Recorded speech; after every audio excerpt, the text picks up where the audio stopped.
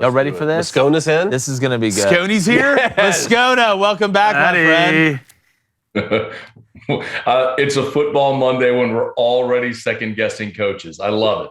Yeah, Yes. well, I mean, Scott Frost, this is really like eighth guessing. I mean, you're 15-30 overall. You have the worst winning percentage in the last 75 years at Nebraska. I mean, man, dude, he's making Bo Pelini look like Bill Belichick out there.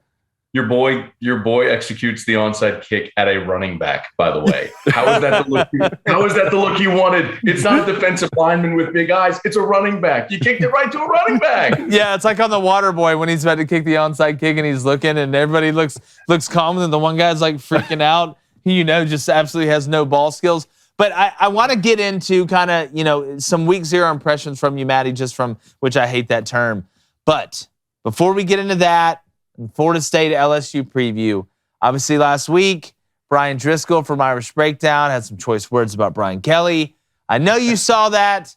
I want to give you the floor here, Mr. Moscona, and let you respond.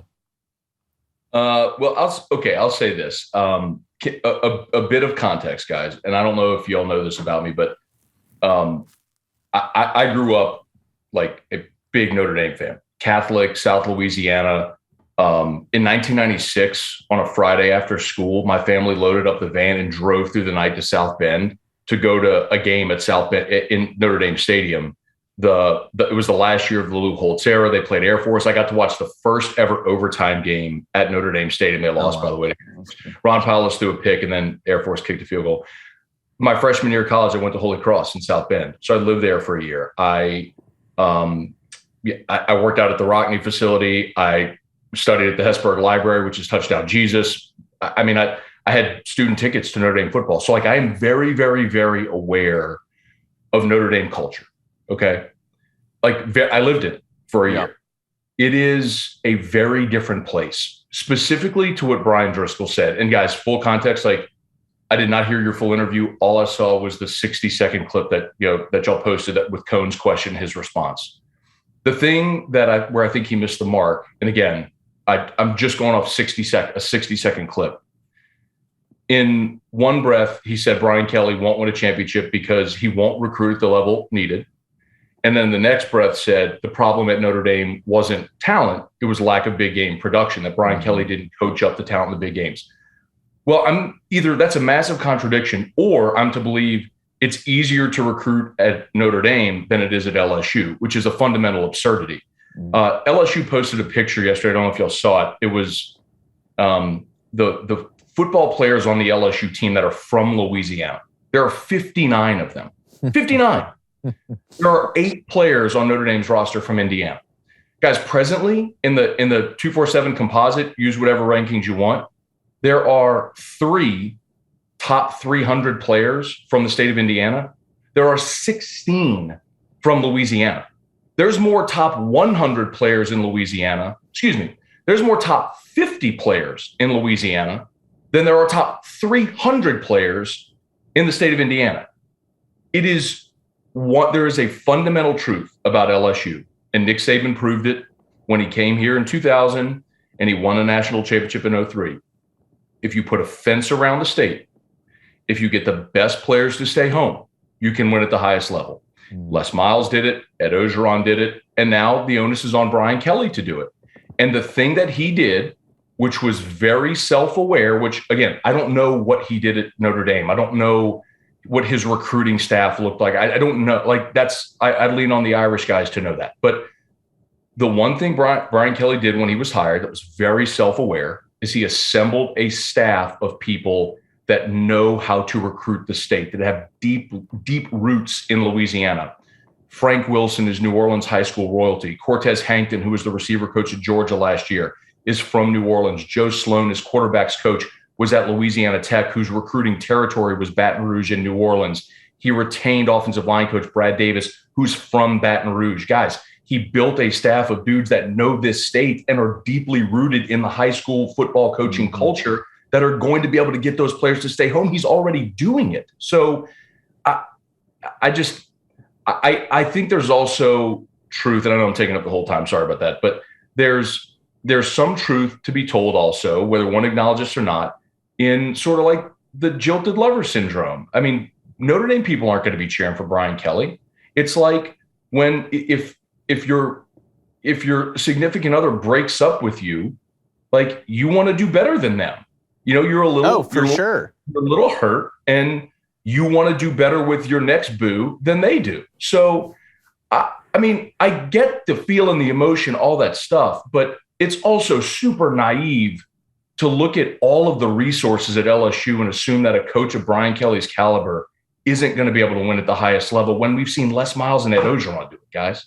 Yeah, no, that was my question. I mean, it's easier at LSU, as crazy as that sounds, even though they're in the SEC West with Alabama. That state is saturated as it is. And hearing you say the word boo, Matt, I mean, I had totally comprehended everything you said. And then right when you said that, speaking of neuralized, it neuralized me. But, Coney, what do you got? Well, we got our first look at Florida State this weekend. I saw you tweeting some things about the offensive line and the defense. What I want to know is there a position group that Florida State has the advantage over LSU going into week one? Did I use boo correctly, by the way? You did. Like, you're basically Chris Brown now. Cool. I'm just trying to get. Just keep your hands to yourself. You know, I changed my question. What's your favorite Chris Brown song? Can I go with Chris Brown, Jordan Sparks, No Air? Oh, great song. Or does that just take my level way back down? No. Like the speed in which you just answered that is equal parts shocking and somewhat horrifying. Fantastic. What if I told you it was the only Chris Brown song that I know? I would believe you 100%, or would I? More than me, for sure. But no, I mean, do you think Florida State has an advantage at any position group over LSU? I think these two teams are mirror images. I think Florida State's running back room is deeper. The three guys that they rolled through were really impressive. But I think if you would have asked me last week, and I honestly just talking to all the Florida State guys, their offensive line was kind of a big question. And boy, they played bully ball against Duquesne. I mean, they ran it, I think, over 50 times in the ball game for 400 yards, average 7 yards a pop. The big question is, will they be able to do that against LSU? Guys, that's the game. And I mean, I don't know that I saw anything from Jordan Travis and those receivers that leads me to believe they're going to be able to make plays in the passing game consistently. So are they going to be able to line it up and run it 50 times against LSU, where the strength is LSU's defensive front? I don't think so. But if you flip that, I think LSU is going to have trouble blocking Florida State's defensive front too. So I think whichever offensive line holds up is the one that's going to win this game. Yeah. Yeah, too, when I was watching that game, and look, Duquesne, we know, do they have the best players ever? For no, sure. But, I want one of those guys defending me in the court of law if something goes down. The Jordan Travis comment, Matt, I'm with you. I watched him. We know what type of player he is. I just think we know his ceiling. Like I didn't see anything in the past game that you mentioned that was like, wow, Jordan Travis has really put it together. He's going to be a huge problem. To me, you have got to make that guy beat you through the air. When you look, Scone, at the matchup, and we talked about up front, even if it was a stalemate, what is one thing that you want to see from this LSU offense that has Butte, that has Besh, that has a running back room that is more talented? Is this a game where LSU is going to be able to beat them with explosive plays? Are they going to have to be somewhat methodical going down the field, even with Jaden Daniels being somewhat of a dual threat guy? Yeah, they may have to do it with explosive plays. What do I want to see? The first part of your question, I want to see LSU run the ball successfully. I don't know if they can. I mean, I think that is the strength of Florida State's defense. They return those two big interior tackles. They replace the ends, but the guys they have look really good. I know they got Verse, the transfer who came up with a big TFL or a sack on Saturday. But I think LSU is going to be able to make explosive plays in the passing game. That's just the strength of this football team. There's going to be a time where someone can't run with Kayshon Boutte. They give, if it's Daniels, if it's Nussmeier, enough time to be upright, he's going to hit him. He's going to make a big play. I mean, Boutte did the same thing last year against UCLA, where Max Johnson, if you remember, infamously threw a pass with his back to the line of scrimmage in that game. That's how much duress he was under that whole game. So, I mean, LSU is going to make plays throwing the ball. I don't doubt that at all. I don't know if they're going to be able to establish the line, chew clock if they need to.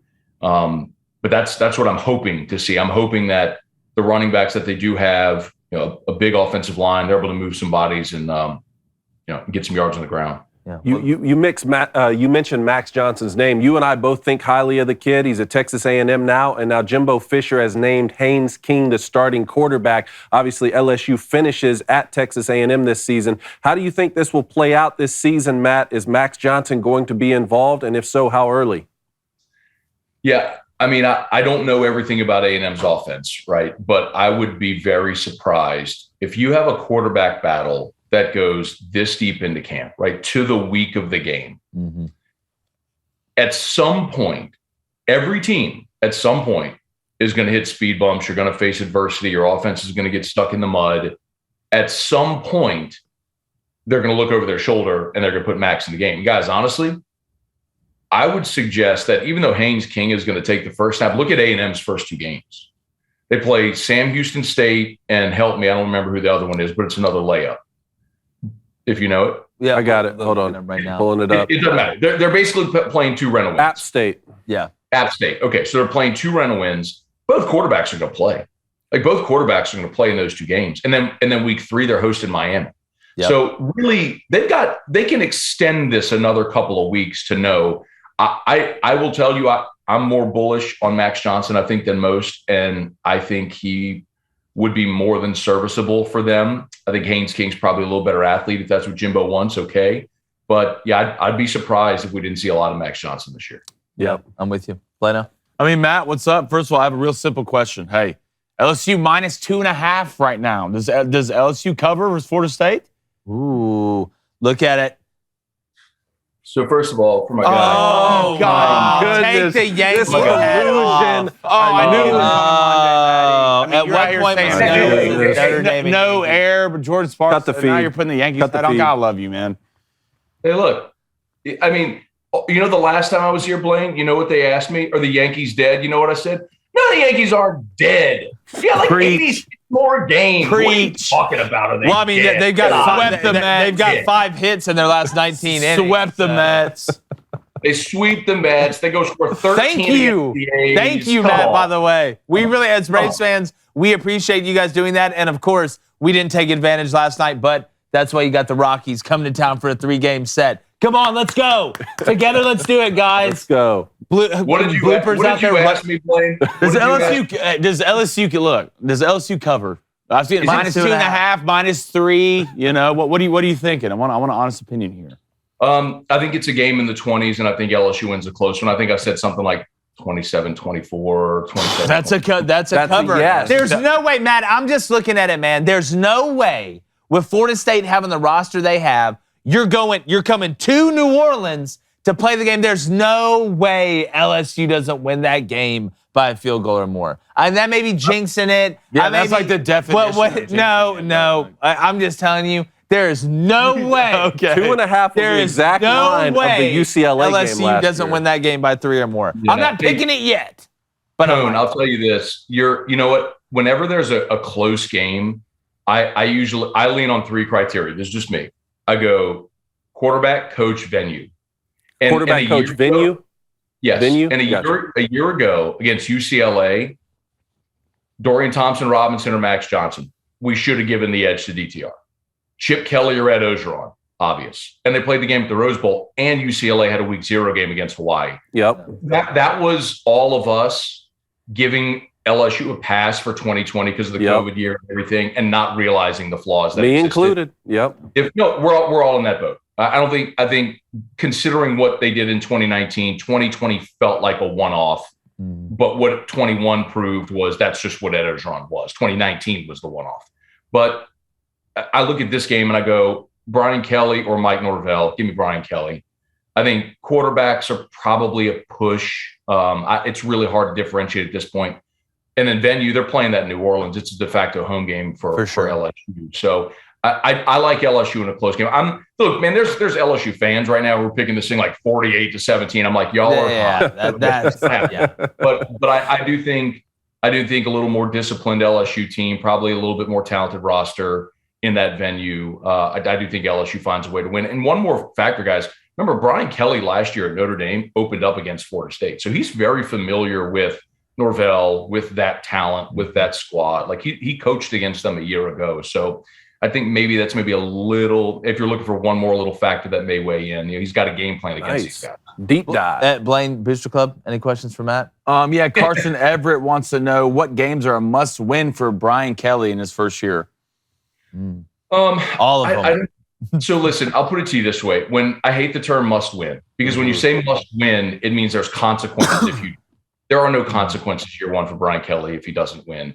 For the season he'd like to have, I think you need to beat the Mississippi schools at home. You got to beat Ole Miss and you got to beat Mississippi State in your building, if for nothing else, just to maintain order in the SEC West. Yeah.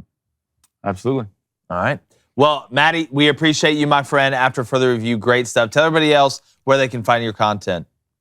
If you could spell my name, you can find me. Moscona. I'm on all the socials, ESPN, radio stations all throughout Louisiana, YouTube, everywhere. So always appreciate you fellas. Hey, you too, my friend. You're the best, man. Yeah, we'll Go talk Yankees, next week. Matt. Gonna be interested to watch your boys. Put it on, baby. Wow, you just verbally We got to committed get to Matt the on here Yankees. more. Yeah. Maybe. You know what? Matt's been on the last 3 weeks, We man. should get him on maybe. Yeah. Come on every day, Matt. Every day. Appreciate it, my friend. Part of Crane and Company, new co-host. That's exactly right. Yeah. Our new Yankees correspondent, Matt Moscona. All right, holler at you. All right, hey, if you like what you heard, go ahead and ring that bell. Turn those notifications on. We're bringing it every day daily from 2 to 3 Central, and we want you here. I can hear it ringing now.